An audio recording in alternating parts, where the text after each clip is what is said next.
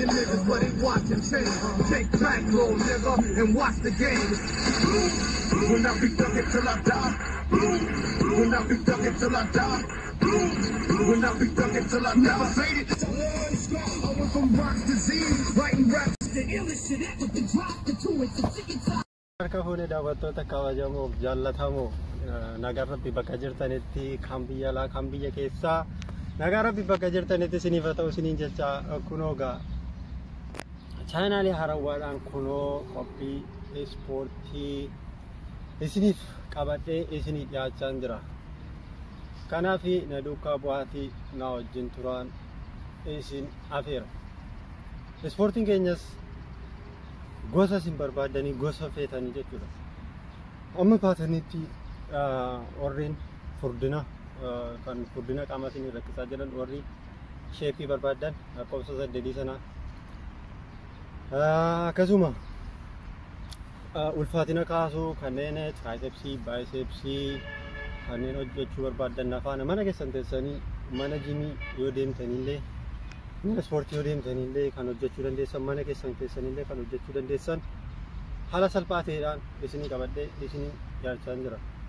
Isa kanaaf isinirraa wanti eegamu maaliidha?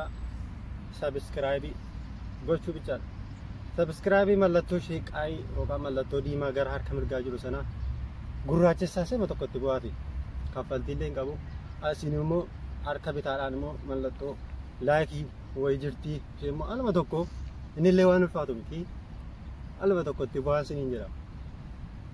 Egaa allamma addunyaan keessa jirtullee dhukkubii addunyaa kana weeraree jiru dhukkubii kooroonaallee kunoo walii deddeemullee hin dandeenyu durillee ookii jennee maal jennee hin babbaane miila keenya ni kanna turre amma garuu asumarraatii rafaa moolla manuma keessa taa'ulla waan ta'eef mana keessa ooluunis waan biraa miti dhukkuba sana ofirraati ittisuudhaaf jecha.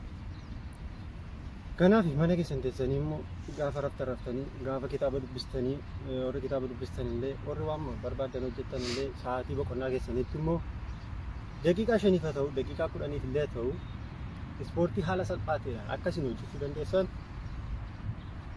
kunoo appilikeeshinii chaanaalii haaraadhaan isinii qabadhee isinii dhiyaachaa jira yoo rabbi jedhe. Isa kanaaf subscribe gochuudhaan na deeggaraa na faana ta'aa isiniin jedha. Egaa ispoortiin egaa faayidaan gurguddoo qaba. Faayidaa ispoortii kana ibsee fixuu hin danda'u isinis beektu. Fayyummaa qaba dhukkuboota garaagaraadhaaf illee dhukkuboota kanneen akka kalee kanneen akka onnee kanneen akka sukkaaraa kanneen akka baay'ina dhiigaa egaa kana qofa miti egaa isinillee ni beektu egaa. Kanaaf ispoortii daqiiqaa 5 ganama gaafa ribaa kaatanillee osoo waan nyaatanii daqiiqaa 5 illee haa ta'uti ispoortii keessan gaafa hojjettanii qaamni keessan kun hiikamee jechuudha gammachuu guddaa argattanii ooltu jechuudha. Keessumattuu immoo kan isiniif dhaamu ganama ribaa kaatanii bishaan dhuguu baay'isaa garaa qullaatti ispoortii illee hojjedhaa ispoortii hojjedhaa gaafa isiniin jedhu waan nyaatanii akkan hojjenne namni tokko gaafa nyaatanii jedhanii gaafa quufanii ispoortii hojjedhu naan jedhaa jedhu. Inni kun baay'ee rakkoodha. Kanaaf waan akkasirraa of eeggadhaa.